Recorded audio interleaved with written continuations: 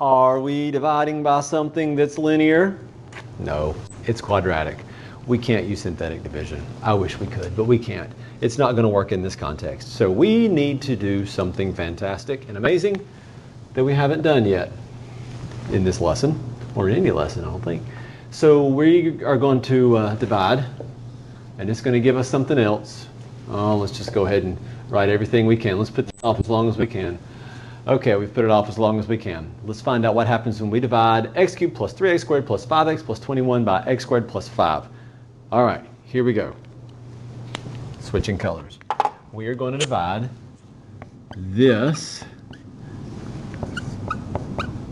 into that. Now, left a little gap here. We need a placeholder for 0x. We need that. So we're going to have x cubed, 3x squared, 5x, and 21. Okay. Polynomial long division is a thing that people don't cover very much. It's kind of a random topic that people skip over, but got to do it now. Here we go. It looks a little overwhelming, but we're going to take the first term and divide into the first term. So x squared goes into x cubed. Okay, here's another way of thinking of it. X cubed divided by x squared would give me x. Okay, so there we go. It's going to go there. Some people put it there further back. I'm not. I'm going to put it there. So x squared goes into x cubed x times. Let's multiply. X times x squared is x cubed. X times 0 is, well, 0x. X times 5 is 5x. Okay. At this point in normal, regular, non-variable division, we would subtract. So let's do that. I like to represent it by simply just changing my signs so I can add. And these cancel. They should. Let's switch back to blue. We have 3x squared over 0. 3x squared minus 0x, not over 0. You better not divide by 0. 3x squared minus 0x, that gives me 3x squared. We have 5x minus 5x. That gives me 0x. I'm going to put it because I need a placeholder. And we'll bring down our 21. Okay, we're ready to divide again. So the very first thing we did was x squared into x cubed. We got that. Now we're going to go x squared into down here. X squared goes into 3x squared. Well, the x squareds would cancel in this case. Basically, I'm asking what's 3x squared divided by x squared. Cancel, cancel. I'd get 3. So plus 3. All right. 3 times x squared is 3x squared. 3 times 0 is 0x. 3 times 5 is 15. We're ready to subtract. You don't have to change signs and add. You can do this in your head, but I like to because I like to be a little organized in my thought process. And that is going to give me 0, 0, and 6.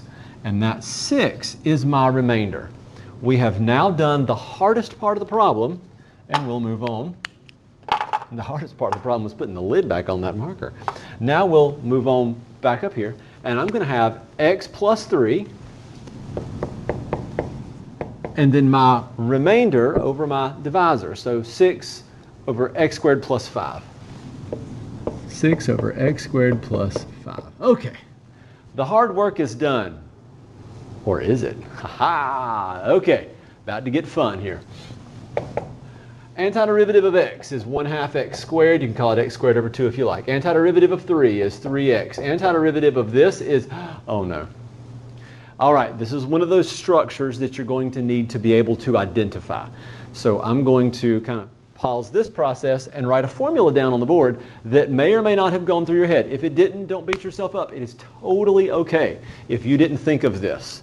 It took me several times looking at this before I realized, oh, this is the structure of whatever. Okay, first of all, just for this fraction right here, U substitution will not work. So if you're just looking here, and we're integrating that fraction, the fraction, u would be x squared plus 5, and then du would be 2x dx. I don't want 2x dx, I want 6 without the x. That's not going to happen. You can't do it. Nice try. U substitution doesn't work. But this structure is, watch this, the integral of du over a squared plus u squared, and that is equal to U is x, a is the square root of 5, 6 is just hanging around, is 1 over a arctan, yeah, that just happened, of u over a, and then plus c. That's the structure. I hope eventually we'll get to a point where you can identify it and you'll say, wait, I have two things in the denominator, they're both perfect squares. Now I realize 5 is not a perfect square, but you can force it to be a perfect square, hard to say, a perfect square by saying, well, you know what, it's really the square root of 5 squared. You can work like that. So if I'm looking at this and comparing it to this, then I'm banging on the board. Come in. If I'm comparing this to this, then I can identify the various pieces. Let's do that. Let's do that with the green marker.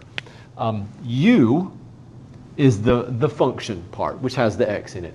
And u squared is x squared. I'm writing a lot of things that can happen in your head. U squared is x squared, so u is x. Fantastic.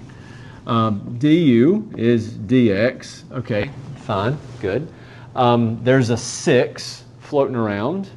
If you want to go ahead and deal with the 6, you can. Let's do that. Let's actually deal with the 6. 6 du equals 6 dx. That takes care of this. And I haven't dealt with the 5. I said it a minute ago, but now we're going to say, well, a squared is 5. There's your 5. There's your a squared. So a is the square root of 5. And so what I'm about to do is follow this structure with these numbers and finish this problem. Let's do it. Okay. I'm going to have 1 over a arctan. I'm going to do it wrong and fix something, and you'll see what I'm fixing in a minute. So if you're writing in a pen, just hold off for a second. 1 over a, so 1 over the square root of 5. And I know you're like, oh, you can't have a square root in the denominator. We're all adults here. Let's just do it. 1 over the square root of 5. Arctan of u over a, and then plus c. Okay, here's what we left out.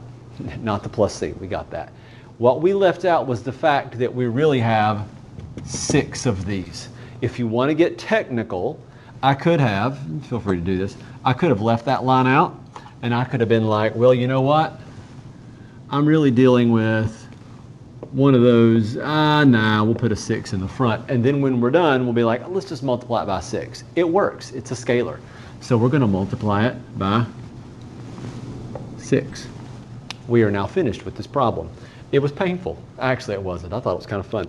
We had to do long division. We had to look at this and say, I'm dealing with something that's not very u-substitutionable in a traditional sense. And so this structure reminded me of this. Had to use a formula, piece together the things, and then we got the answer. And we added c at the end.